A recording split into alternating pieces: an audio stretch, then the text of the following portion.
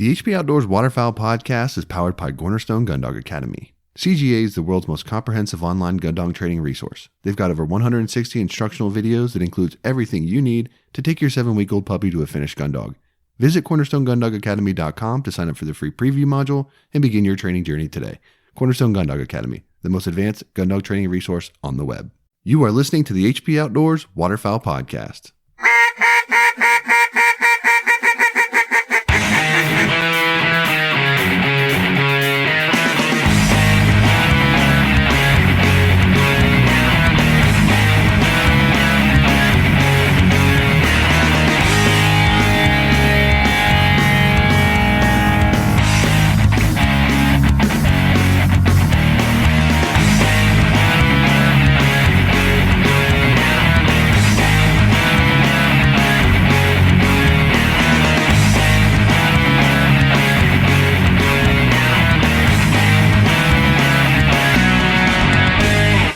Since 1898, Old Town has been building the most advanced, quality watercraft products to give you the very best experience on the water. Whether you're hunting, fishing, or enjoying a relaxing paddle on the lake, there's a boat for every type of adventurer.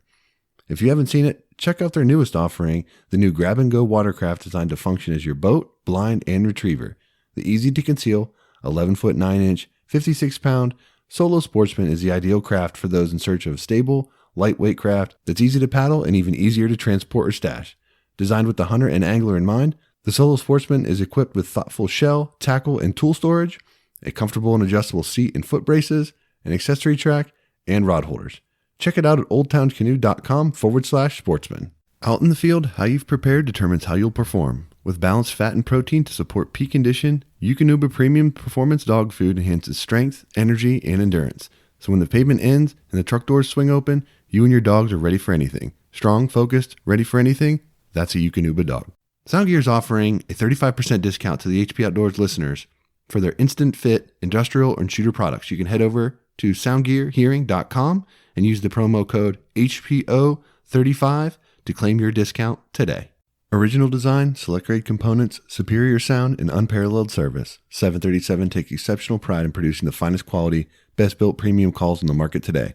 They're made right here in America, and they're offered only direct to consumers through their website. Shipping in the U.S. is always free, and international orders are also accepted online. A 20-day money-back guarantee and lifetime warranty accompanies every call purchased.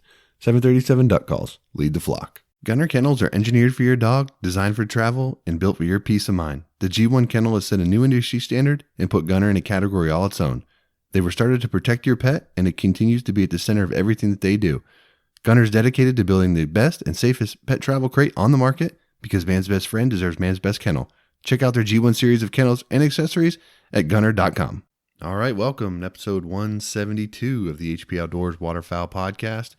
We're your on-demand audio source for all things waterfowl and waterfowl hunting. Check us out at hpoutdoors.com. You can find us across all social media platforms, Facebook, Twitter, Instagram. If you're new to the show, you can head over to iTunes. You can get all the past episodes there. Spotify, Stitcher, all the good ones. You can find all of our past episodes. And joining me today, as he always does, Dan Harushka. What's up, man? The world is crazy, my friend. Indeed. It is quite crazy. It is really crazy. I'll tell you what, so we're a week into this, kids at home, stay-at-home dad type deal. Well, on Sunday/Monday, I just bleached the entire house, right? Yeah. Cleaned everything. Well, then by the end of Monday, I had a sore throat, and I believe it was from all the cleaning I was doing and the chemicals, but I got stuffed up a little bit, and I was like, am I getting corona right now? I was actually worried about it. I had no other symptoms except a sore throat when I woke up and, a stuffy nose, a little runny nose. And I was like, well, if I'm not getting a fever and chills and all that, I should be all right. But I'm feeling almost 100% right now. I'm still a little bit stuffy, but I think I've evaded it so far. But pretty scary stuff, man, with what we're seeing. And, the wife is a physical therapist and helping in transitional care unit. So getting all the old people up, and she gets her temperature taken before she enters a room and as she leaves the TCU unit, I guess I should say. But definitely a lot of precautions in place and all over the world. I never seen it. Never seen it before. Yeah, it's definitely something weird and crazy and unprecedented, I think, at least, in our lifetimes for sure. And that's actually the genesis of this week's episode is we're talking about ways to survive the quarantine. What can you do while you're stuck at home and, you're looking for things to do and you're getting bored and, we're a week into it and it's been hard, it's screwing up everything, right? We had this big baseball season planned. That's pretty much been scrapped so far.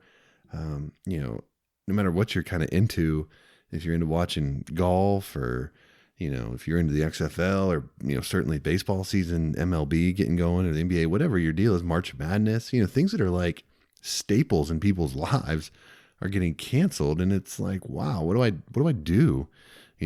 Social media has been,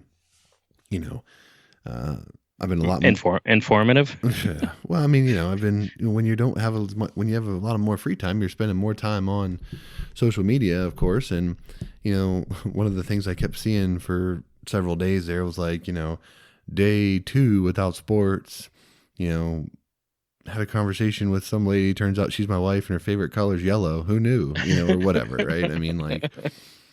All of these things that are coming out. Right. And all that stuff, but great. The first cough of the downfall. Perfect. Yeah, that's funny. Yeah. Well, the funny thing is, dude, like right now the pollen count is really high, right? Like everything's greening up here. We've had couple days in a row in the mid 70s. Like it's feeling like spring, right? And you start sneezing a little bit, or you get congested from it, dude. If you sneeze, like outside of your household, people look at you like, like you just, whatever, like you got something growing out of your forehead. It's funny that people forget that, like, allergies and the flu and all that kind of crap is still going on too. So it's like, there's things. That's the thing. Yeah. So I was trimming my apple trees, all the sprouts, and I sent you pictures of how much fun that was because they're fairly large trees. And same thing, starting to bud a little bit. And I was like, I've never been so self-conscious about having springtime allergies as I am now. Like anywhere you go, I'm trying to just not look at people and stay away. And well, I'm trying not to go anywhere too. It's funny because, I've been trying to be more diligent, wash my hands and more than I typically would, just whatever. But I've been more cautious about touching my face, and great, you're full on Corona right here on this episode. This is live. If this is it, I will do. If I do get Corona, I will do a daily episode of. Well, then you're gonna have to learn how to edit because I don't got that kind of bandwidth. Yeah, right. We'll get on and we'll talk about how I feel every day. You can live stream in the group, maybe. But no, I think the point is I was trying to make is that I've been so aware of trying not to touch my face that like I just feel like my face itches constantly. Like I just constantly want to touch my face, and I'm like trying to restrain and hold back from doing that. But now that just the heightened awareness has made everything so much harder to do. And so anyway, but that's the genesis of what we're going to cover this week is just how to survive this quarantine, and not survive like literally, but just, how to keep your sanity and how to keep it together. And, when you're forced into the house around your wife and your kids and all that kind of stuff with little breaks and things like that, like it can try your patience and all that kind of stuff. So you need those little breaks and those reprieves of, the daily day to day. It feels like Groundhog Day to me. Like we literally do the same thing every single day. Now that we're, trying to do some homeschooling with my son, and my daughter's still young. So it's like, trying to get that routine down, and it's like Groundhog Day. But anyway, we got a couple things that we've each listed that we think are good ways to survive the quarantine. Was there something you were going to say before you shushed me right there? I was going to say shout out to all the teachers because I would never want your job. Like talking about daily routines and everything. Oh my gosh. Yeah. No, thank you. You don't get paid enough. It's bad enough with my own kids, let alone 30 other people's children. Yeah, Ugh. the funny thing is, the people that I've thought about the most during this, and I know like the healthcare professionals are working, and industry that's transporting supplies and all that kind of stuff, manufacturing, whatever. Like I get all that. The people that I worry about is I go to the grocery store like one time, and I see all these people that are working, and I'm just like, man, you just got to be here like for your entire shift, just interacting with all these people that are irritated, they're scared, they're stocking up. Like, why don't you have this? I mean, like just dealing with those people every day. I'm just like, man, I'd have a hard time, dealing with people that want to get into a fist fight over a piece of, roll of toilet paper. So, yeah. Did you actually see a fight go down about toilet paper? No, I mean, I saw a couple on the internet, but I mean, I can tell you right now, I mean, I'm a concealed carry guy. I've been that way for a long time. I don't do it everywhere I go, but I definitely, when I went to the grocery store, as it started spinning up, I was like, I'm definitely going to do it today because, if somebody wants to get sideways about a roll of poo paper, things could get bad. So, I mean, people get desperate over stupid things, and it's like, hey, can't be too cautious. So I'll tell you what, my the wife's aunt is down in Florida. She goes down and stays with her daughter through the wintertime, and she asked if we could find a thermometer because they had none down there. Yeah. And I could not find any around. Yeah. I believe that. Dude, I mean, the shelves are cleared out. Dude, you're officially... Sorry. Allergies, man. Okay. I mean, okay. And I did... Maybe I will you should tell take your temperature mid-episode and we can get an update. I took it before I came in. It was right around 98, so I'm good. 98-ish? Ish. Well, they said that the new temperature isn't like 98.6 anymore. Did you read that? No. That's not the baseline. It's actually less. Really? 90, like under 98. Yeah. Yeah, I'm never less. Rarely. Well, you never take your temperature when you feel good. We've been taking our temperature pretty regularly here for the last week. Just as a... Have you? Yeah, just as a baseline. I mean, so for us, like, I'm not worried about my ability to survive if I catch it. I know it doesn't impact kids the same way, but I still don't want to pass anything onto my children that could affect them adversely. So we've been monitoring to that extent. And my in-laws are both in their mid 60s and they live a quarter mile away from us. And all they want to do is, come by and say hello and all these other things. And I'm just like, we need to social distance here. Like, yep. You guys are the ones that are at risk, more so than us. But the other thing too is, there's nothing to say that this can't mutate at any point and all of a sudden become a problem for someone of our age demographic or younger. So like, yeah, we talked about this last episode. I am in the camp of, I would much rather look back and have some internet tough guy today say, "Oh, look at you, you over exaggerated." Awesome. I would much rather have that than be like, yeah, we took that too lightly and, people got hurt that if we had known better, we could have not, we could have had a different outcome. So, I think there's a lot of that going on and, I'm not trying to hurt anybody's feelings or whatever, but I don't think that's a good look. And it's definitely not what I'm prescribing to at this point. So, yeah, I was cutting those trees. My dad walks over carrying his chainsaw. You want to go clear some trails out? Because we got a bunch of trees down in the back of the property. And I was like, no, I got 3 little ones that I'm keeping here at home. And then Kelly ran up and tried to give him a hug. And he's like, oh, just fist bumps today, honey. I love you, but you got to keep it a distance. I was like, good job, Dad. I'm proud of you. So, yeah, even that, still risky business. Yeah. Any touch. He had gloves on. They're saying not even like the elbow bumping that was popular for like a minute. Oh my gosh. I think it's just a head nod. Hey. Hey, yeah. What up? Kids don't get it, dude. I swear to God, my daughter, I think my daughter's 15 months old. Like the first day we were at home, I was holding her and she just sneezed like right into my face, like complete droplet coverage across my face. I'm like, well, if she's got it, I now have it. Like, Yep. There's nothing you can do. No, there's nothing you can do. But anyway, all right, let's start talking about ways that we can survive this dang thing and, get through this and. I have one more thing on waterfowl news. We haven't done any waterfowl news yet, so this is the only thing. Oh, the only waterfowl news. Daily bluebill limit is going to be going down this year. I did see that. Did you read that? Mm-hmm. It's coming season. I don't think this is Atlantic Flyway. Likely to be 1 per day for 40 of the season's 60 days and 2 per day on the other 20.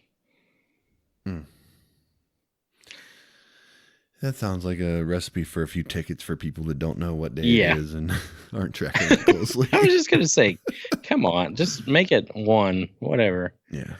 You know? I would rather, I mean, as much as I hate to say that, like, because someone's going to stub their toe on that over, they didn't realize, innocent or otherwise. But yeah, that's going to be some unnecessary harassment of folks, I think, to some extent. But I mean, but the bottom line remains, we're seeing reduced limits again, Yep. Which is unfortunate. And I'll tell you, everybody and their brother feels the need to send out an email about their position on coronavirus, like every business, right? Mm-hmm. I've been getting emails from Marriott, Hertz, whatever, you name it. Boy, DU has been pounding my inbox with coronavirus emails. And frankly, like, there's probably good stuff in there that I should read. I've got so much fatigue with it. It's immediate delete for me. I'm to that point too. I'm just over it. I'm sure, because what I realize is like some of them are sending emails and they're saying like, hey, we care about our workers and we're going to do this, that, and the other. And I'm like, that's great. Like, but why do I need to know? Like, I don't know. But anyway, I'm at the point where I'm just deleting them. But DU has been steadfast, like multiple per day I've got. I think I got 3 today. Yeah. Today was an aggressive day on their part. So, yeah. Anyway. All right, so let's get into the list here and talk about what we're going to talk about. You want me to go first? Sure. Okay. My first is a super gimme easy one that I'm sure you probably have, but listen to the podcast, right? Like, I mean, a lot of guys come into the show as over the last, our download numbers will tell you that we've gotten a lot of listeners just picked up in the last year or two. And, for those guys, especially that, start at the current episode when they came on, like going back and listening to some of the old episodes and things like that. It's a really good opportunity to kind of get caught up on some of the sort of the inside humor and things that we talk about on the show. So I think that getting caught up with the show and, listen to all those past episodes, that's a shameless, selfless plug for us. But yeah, listen to the podcast. Easy to do. I'm sure you had that one on your list. I like that right? one. I did not actually. All right. My first one, and this is because I procrastinate and, just everything I have is like a locker room. So my garage, like cleaning my decoys and my equipment and prepping that instead of trying to prep it the night before the opener come next year is huge. And I've already started to do it. It makes me feel so much better. So usually when I don't have time to do that, or I'm starting to, get stuff ready to do yard work or whatever it may be, we got extra time now, and getting that done has been beneficial to my mentality. This is the honest to God my truth. Mental health. I've never met someone who cleans their garage more that has a dirty garage than you. I swear, like, I can't tell you. Honest to God, I don't have a metric on this, right? But just casual observation.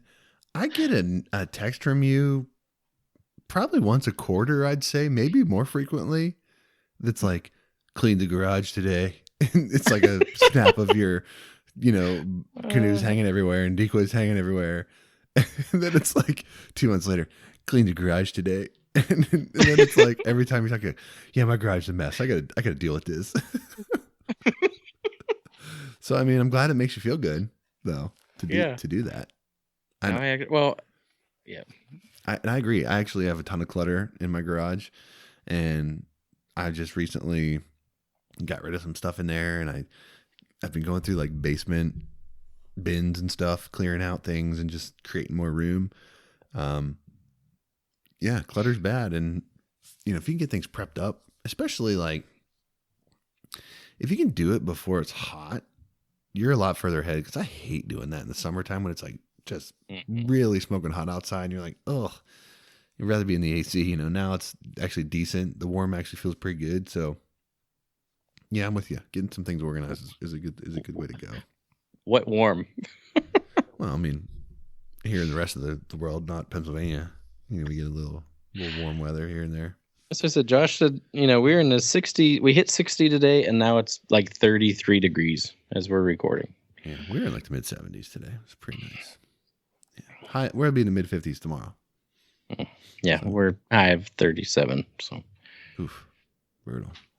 All right, so my next thing is, this time of year is a great opportunity to do some fishing, right?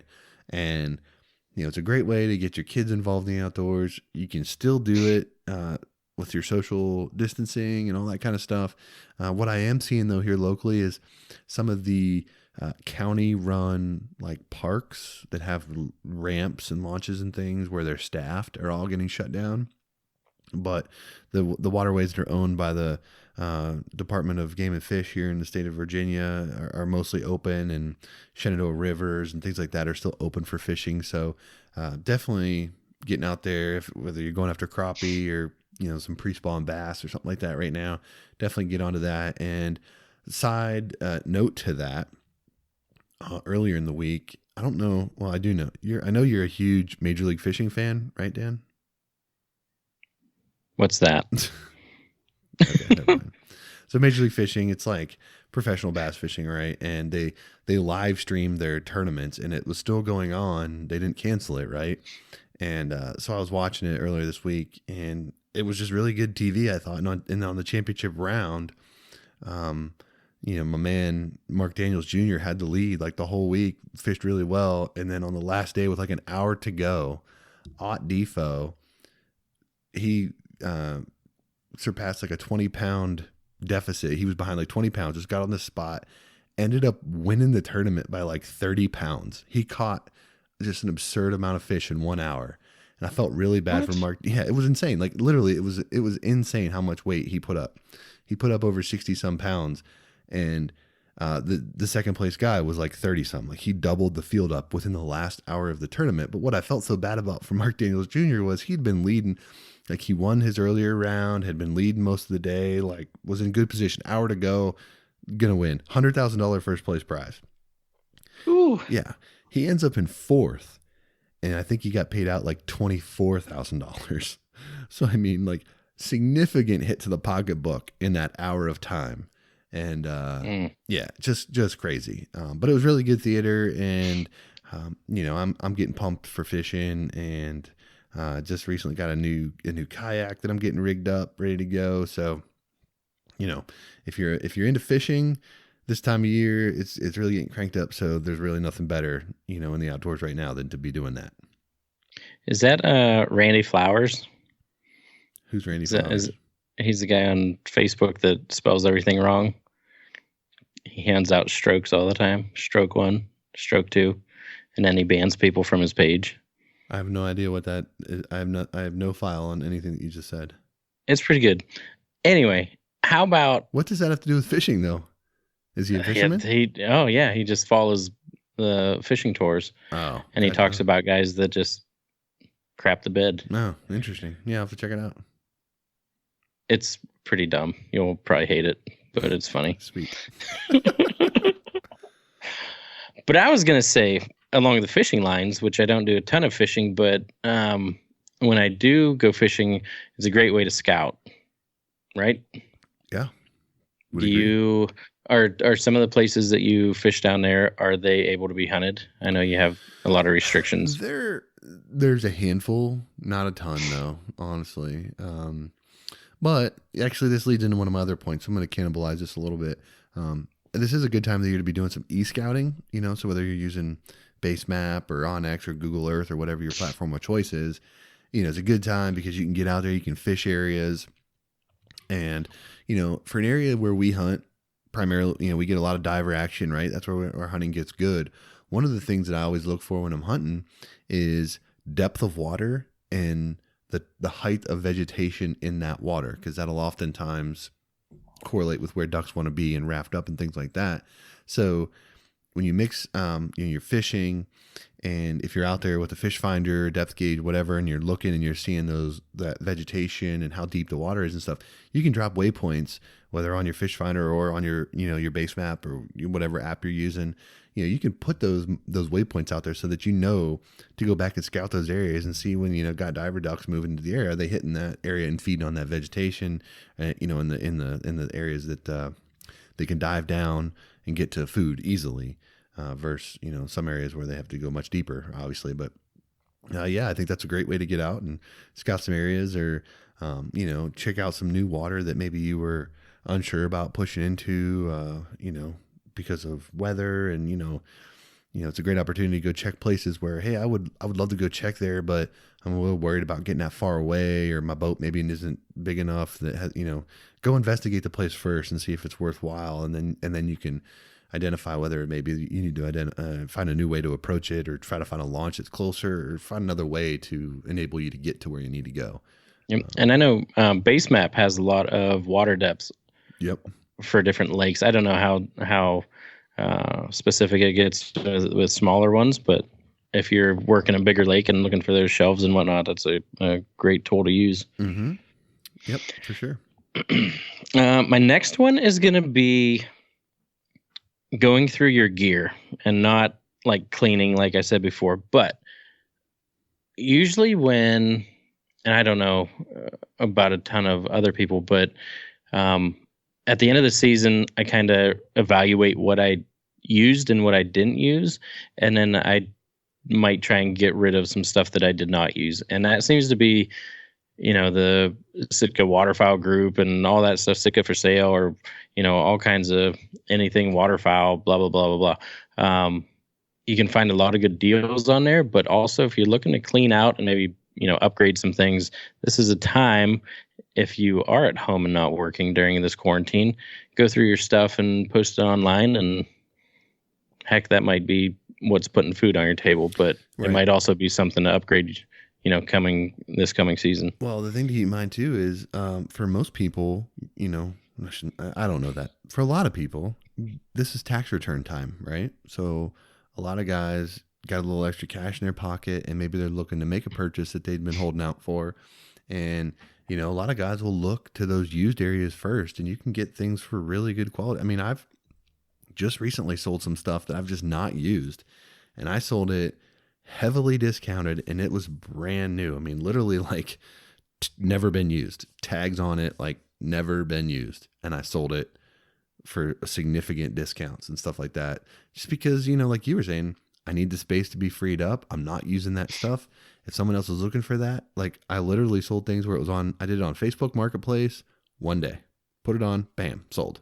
Like, yep. That's what I'm, so yeah, if this is a weird time with the coronavirus and everything, and work being affected, but if you're looking to move something, or you've got a little extra cash in your pocket for some reason, and you're looking to make a purchase, yeah, could work out really good for you, I think. So definitely something to keep an eye on. I want to keep going on that and do it in the gear / cleaning stuff. Great time to go over your shotgun, even shoot if you have time to shoot, but break it down, clean it up after the long season. And also, going over your decoys, going over your rigs, and making sure that everything is ready to go. It sounds like a preseason prep episode pretty much, but this is all, you got the time to do it. So go ahead and do it. I mean, I would guess most people that are going to clean their gun have already done it. I have not touched my gun in a long time, so I should probably do that. But what I will tell you I'm guilty of is late season dealing with ice always wreaks havoc on my rigs, right? Tears them up. If you've got any of the J anchor type, whatever they're called, that hook on the keel with any kind of rubber bands, those things always get dry rotted out and stuff through the cold winter and break off, and you lose, a couple weights here or there. I'm guilty of that. I get it jigged together the best I can, and then I always leave it until not like preseason. I'll leave it until like diver season next year when ice comes back, and I'm like, oh snap! Like I'm missing half a dozen weights here, like Yeah. So I'm definitely guilty of that, and should probably do a little check on some of that stuff. But and those are not the gun part, doing a full breakdown of the gun, but getting decoys out and having, if you have kids at home, if that's the reason why you're home, like I am, like they are eating it up. Oh yeah. Anything that I do, they want to pull them out and, hide them or whatever they want to do. But if I give them an actual objective, then it's like, it's just free work. Yep. Yeah. My next thing is, we were talking about this before we got online, and apparently, this isn't a big thing for you. I think it is a big thing for a lot of people, and I'm definitely late to the game. But just watching YouTube, like I've never been big on YouTube other than just like, oh, I need to learn how to, fix the flapper in my toilet. Let me YouTube it real quick and see what's what.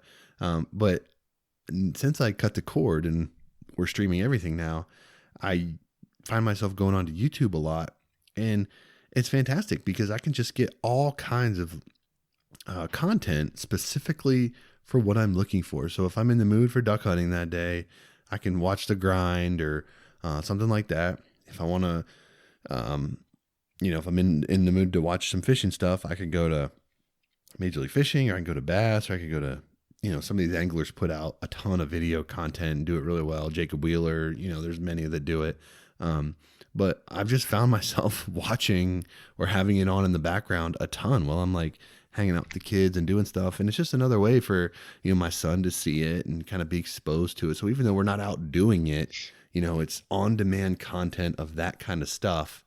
And, there's good and bad, right? And you kind of filter through what you want to see and what you would want to expose your kids to. But yeah, I've been a big fan of it, and I think there's a lot of guys that are doing a lot of really good stuff out there. And I'd be interested to see, outside of the waterfowl space. Maybe this is a good topic for our Facebook group or something, but what other YouTube channels do people like that they watch on a regular basis that are maybe not waterfowl related that kind of keep your interest during the off season? So. I like it. Yeah, I'm not a huge YouTuber unless I'm changing calipers on my truck or something. Then kind of like you used to be.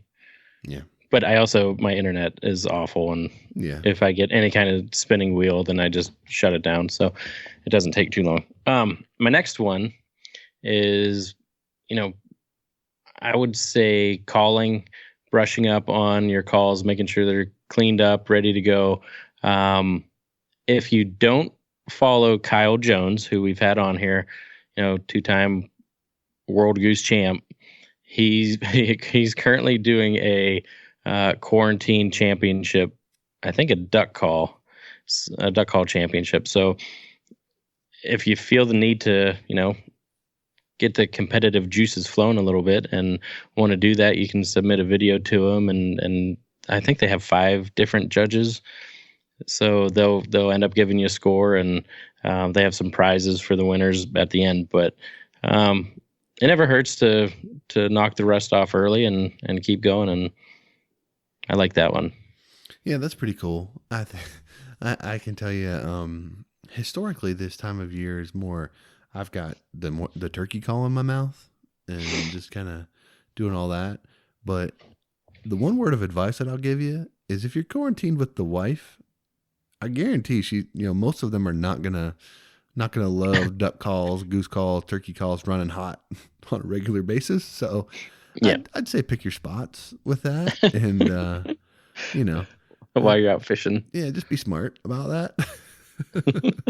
But I agree, any practice is good practice for sure. So definitely keep up with some of that stuff. And Kyle's obviously one of the best in the business, so anything that he puts out dealing with calling and stuff is probably worth watching. So there's so many people that talk about how the calling world is going downhill, and all the just the attendance is down and everything, and he's the one that is pushing it, and he's pushing hard and doing all this stuff for kids and really trying to get people involved. So kudos to him for keeping that going.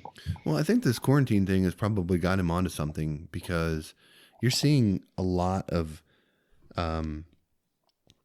different areas start to compete virtually.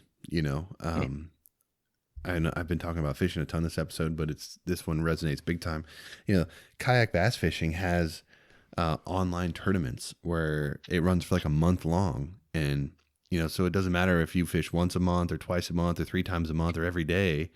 You can go out and catch your limit and submit your photos of your your bass and stuff, and you can win tournaments virtually, which right now, with everything being canceled, that's about the only game in town. So it just opens up the opportunity for more people to become involved, because all you got to do is get in front of your cell phone and let her rip, So how do they make sure you don't cheat on weight and stuff? Or is it? It's all length. Gotcha. They have certain measurement criteria on how the fish has to be on the board and where your hands can be. And you have to have a certain decal in the photo that's like corresponds to the day or the month or something, to ensure that the photo that you took of that fish was caught in the month it's being judged or whatever. And nice. I'm sure there are ways to cheat it. I mean, I guess I just don't care enough to win something like that when it's like a $20 entry fee or something to really try to manipulate the system. But they're pretty popular, and I just think they're cool. I mean, it's like you fish any body of water you want to, that's close to your house or something you hit after work or whatever. I mean, it's a fun way to get people engaged. And, I think it's another good way to get, more callers engaged, just, more people opportunities to do it. So, yeah, no, that's why I was wondering, because when you have a lot of online tournaments, no matter what they are, people are always like, oh, someone figure out a way to cheat it. So especially if it had to do with weight is what I was wondering. But it's all length. Yeah. Yeah. And that's cool. Basically, the judges are, if they have any question about the authenticity of it or whatever, they just pitch it and you have no recourse essentially. So, doesn't pay to try to screw it up. But, all right. So my next one is, something that you and I are both into, and I feel like it's just getting ever more popular, and that's photography, waterfowl photography, outdoor photography, whatever. And I'm not saying this by like go out and take more photos, but what I'm saying is take the time to learn your gear, try different things. What I've found myself doing is I'm going back and looking through old photos and finding some that, I forgot I had, or I hadn't edited, or trying to edit in a different way, give it a different look, just sort of reliving some of those memories and some of those past hunts. And what really struck me about this is the other day I opened up my Amazon photo app, and it gave me like this year in review movie playback, kind of like Facebook does and Google Photos does and stuff like that. Mm-hmm. And it just took me over past the last year of some photos. And I was like, it just was weird, because I was like, man, I didn't realize that my daughter had grown so much. My son had grown so much, like things, just so much had happened that I didn't even kind of like have perspective on. And just that stupid little video that it put together, it was like, wow, it really kind of jarred me. And, I did want to bring up a point, and I don't know if you know this, Dan, so I'll share this with everyone, but, I think most people nowadays, want to back up their photos somehow, right? Some way, whether it's a local hard drive or a cloud storage option or whatever it is. Well, I do both, right? So my photos are on hard drives. They're also in the cloud. If you're an anti-cloud person and don't want to put like pictures of yourself or your kids in the cloud or whatever, then this is not going to be for you. But many people use, Google Photos. That's a good one, right? Google Photos, you get unlimited photo and video storage, but you're going to be restricted to like JPEG type images, and your video can't be 4K or anything like that. It's going to be down res to like 1080 or whatever. Well, with Amazon, If you're an Amazon Prime member, so if you have a Prime membership, which a billion people do, you already get the Amazon photo capability included in your Prime membership. Are you aware of this, Dan? I'm not. Okay. Are you a Prime member? I am. Oh, okay. This is exciting. All right. So right down that lane. Yeah. Take me home, Josh. Take me home. This is gonna be amazing. All right. So with Amazon Photo, you get unlimited photo storage. Unlimited. Now, what's different about Amazon to Google is with Amazon, that unlimited photo storage includes raw images. So if you shoot in RAW and you do very much of it, you understand that that can take up an absurd amount of storage. So to have the ability to store unlimited raw images to the Amazon cloud service is huge. So that's one point. You get a smallish allotment for video, but you can purchase additional video storage for very, very, very reasonable pricing compared to Google and others that I've found. So I've done that. So I've got almost 500 gigs of video saved, and I don't even know how many gigs of photos saved. But these are photos of not only things that I've done of like paid, like client type work, but so many of my family memories in that video. Like, I didn't realize how much I had of like just 30-second clips on my phone of this, or, you know, like all of that stuff that you take on your phone, right? You can open the Amazon Photo app. It'll automatically sync when you hit Wi-Fi, and everything you have is saved and backed up. So like, you know, I set my phone now to 4K. So I record everything in the highest quality, and I record it, I upload it. And then if you don't want to keep it on your phone, you just delete it. Right. So now for like a super cheap option, I save every video that I take to that. And then all of my images, to include RAW, all go on the online. Now, what I will say is, if you're going to be new to this, it will take a minute for that all to upload, right? I mean, think about how much stuff you have to upload, right? It takes time. And if you stream your TV like I do, it's going to really it's going to take a lot of your bandwidth. So maybe do it in phases, like overnight when you go to bed, just turn it on and let it run. But like, I have it set up now to where when I plug in my external hard drive to my laptop, anything that I've added to that drive that's new automatically gets backed up. So it's really turnkey. Everything's there, and it's just super helpful and beneficial. And the reason why I chose that option is because I was like, I'm a Prime member. I'm probably going to remain a Prime member for a long time. I use it a ton. So why not take advantage of this free storage? I mean, to get free raw photo storage online is unheard of. It's just absurd how much server space they're allowing to be taken by this. And I just don't think a lot of people capitalize on it, frankly. But I've started doing it. You can create albums. You can order prints through them. You can do a lot of different things. I was going to ask, how's the organization, and can you share folders? Yeah, Are you able to do that, like Dropbox type style? It's not Dropbox. It's more like Google, if you're familiar with Google Photos at all. You can add people via email, or you can create like a family section. Gotcha. Where, you know, these family members have the ability to see and share photos, and it's got all the features. It's just slightly different, but it's not like Dropbox, but it's more like a Google Photo sharing thing. It's not for professional use. Like it's supposed to be for personal use. I don't use it for professional in the sense that like I share galleries with clients through there, but like it is a backup, because if you buy cloud storage through most places, I shouldn't say most, a lot, they use Amazon Web Services and Amazon Cloud Storage anyway. So, I mean, Amazon Cloud Storage is the biggest player in town. It's like them and Google and, you know, whatever, but a couple, Microsoft, a couple other ones. But I mean, Amazon Web Services drives so much of what's on the internet and so much of what's cloud-based. It's about as secure as it's going to get, in my opinion. So therefore, that's why I've chosen to go that route. And I'm just super pumped to be able to take, you know, we shot that wedding last summer, 2,000 images raw. Every one of them is saved on the cloud for free.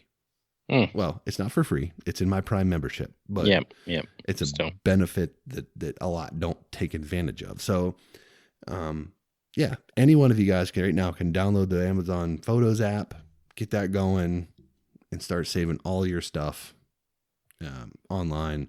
Therefore, if you lose a hard drive, you bust your cell phone, your computer takes a dump, whatever it is, your photos are protected and those memories are going to be kept. So definitely a good time now, if you've got some free time, to get on that train and start backing your stuff up.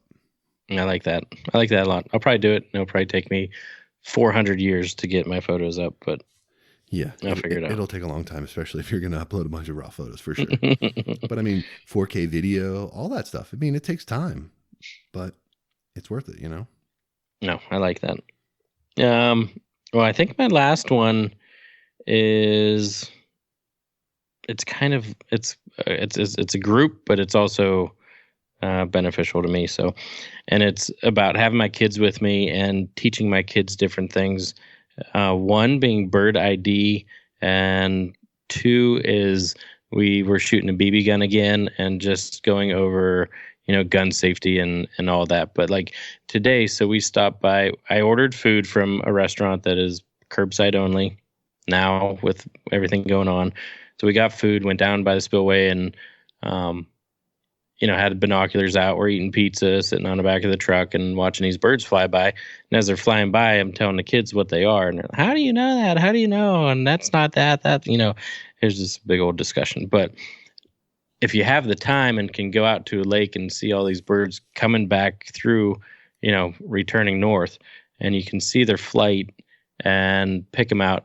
If you can't pick them out, throw up the binoculars and figure out what they are. And just that little bit of, understanding the wing speed or the size of the head or how long the neck is on them or whatever it is going to help you come fall when you're trying to ID birds. Especially as, in the Atlantic flyways, we're getting a little tighter on limits and whatnot. It's going to be more and more important. And it's something that you should be trying to get better at anyways. Yeah. I mean, regardless of limits, I think bird ID is important, no doubt. Yeah. I think it's cool to get the kids involved. I mean, I don't care if you're 7 or if you're 27. The first time you look at a duck in the air and you try to identify it based on how it's flying by in low light, it's really hard to do. Mm-hmm. And the only way it gets easier is by practice and by just doing it. So yeah, if you, and I'm telling you right now, there are guys that are listening to this, my voice right now, that are thinking in their heads, he's right. I have a really hard time IDing birds in low light, and that's okay. But if you think that you're going to wait till next fall to do it again and be any better at it, that's not going to be a thing. No. It's definitely something that if you want to get better at it, you got to do it. And that's it. Just like you're saying. I was going to say, it's funny with the kids because they all have to be different, right? So like Kelly loves mallards, and Dawson is like a wood duck lover. Like he's, Dad, are the wood ducks back yet? That's all he asks me every time we go by this little beaver pond.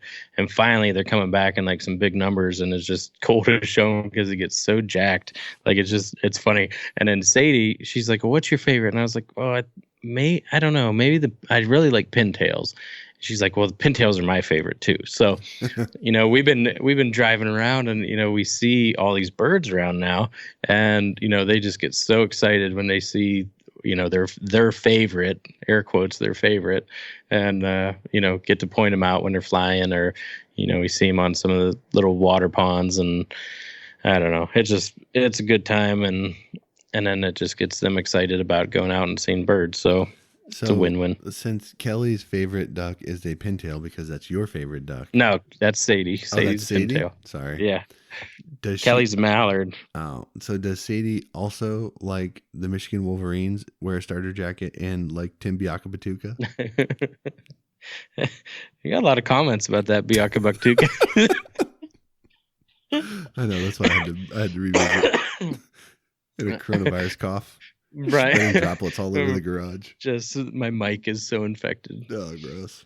Just this Brian Greasy and Tim Biakabatuka running up. Brian Greasy. No. All right. So my last one is I'm pretty bad at this. And I think, it just gets harder the older you get and life gets in the way. But just maintaining contact with your buddies that maybe you don't see all the time or you don't get a chance to talk to very often. And this week I've made it a point to text some guys, or, I got some groups that, WhatsApp chats or whatever.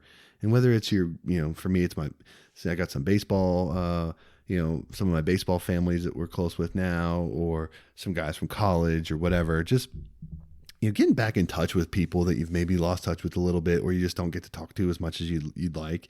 Family would be the same thing. Just now that I have the time, it's nothing for me to be sitting at home and just shoot a text and be like, "Hey, what's up, man? How you been? Like, how's the family? Whatever."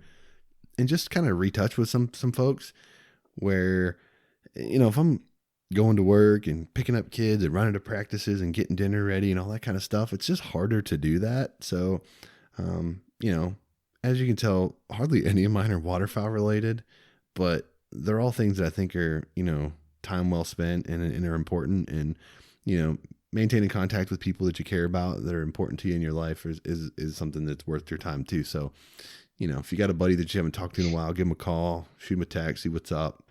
Just kind of take a few minutes. Cause Lord knows I'm spending way more time this week on my cell phone, looking at Facebook and Instagram and everything else.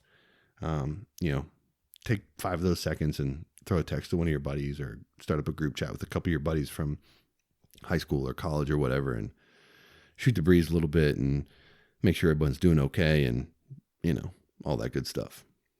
Mm-hmm. I like it. And just, and some of those people might be in a bad spot, especially now. So they might really be helpful. Yeah. That brings me to another point. There's a lot of older folks that can't get out and get their stuff, get any kind of groceries, and are afraid to go to stores. If you know anyone like that, or neighbors that you can contact and try and help out, be one of the good guys. Yeah. Or girls. Yeah. This whole thing, wherever you sit on the fence about this deal, what I will tell you for me personally is, regardless of whether I was afraid of catching anything or whatever, when I've had to go to the grocery store for this, or when I'm seeing people that I interact with and trying to maintain distance with, like, the idea of dealing with something that you can't see, you can't feel, you can't taste, you can't smell, you don't know that's there, like, that is a terrifying thought. And mm-hmm. This is having a global impact on a lot of people, but imagine how bad it could be, right? Like, imagine if it was fatal to everyone and it mutated and was like the worst case scenario, right? Like, just imagine how bad it could be. And while our lives are being majorly impacted, and mostly just, it's in the form of just a utter freaking inconvenience that we got to go through all this stuff, and it's going to hurt people financially, and it's going to do a lot of negative things. Like, the words pandemic and just like fighting against something that is so, it's airborne, that you can't see, is a terrifying thought. And, I'm thankful that it's not as catastrophic as it could be. And it has been bad, right? I'm not trying to minimize what it's mm-hmm. been, but to think about what it could be and what some of the things that we've dealt with way before our time, man, it's a really scary thing to think about, how devastating some of these outbreaks have been in history.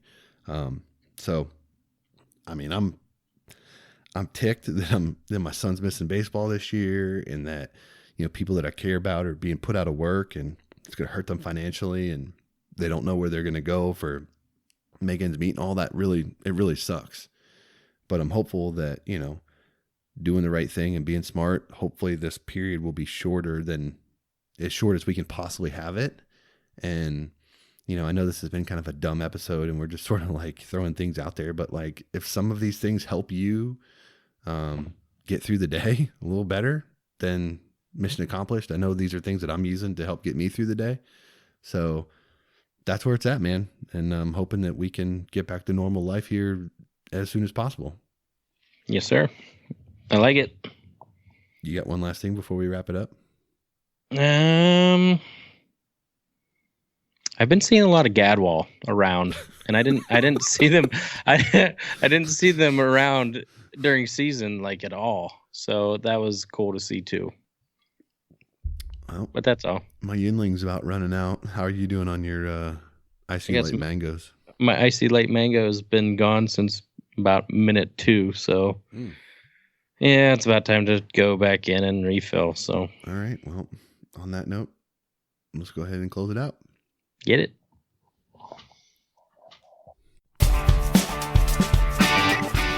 That's going to do it for this episode of the HP Outdoors Waterfowl Podcast. If you're new to the show, head over to iTunes, check out some of our past episodes, and while you're there, leave us a 5-star rating and review. It's the best way for like-minded hunters just like you to find our show. Check us out on social media, check us out over at hpoutdoors.com, and anywhere you can find quality podcast content. That's going to do it for this week. Till next time, for Dan, I'm Josh. Take care.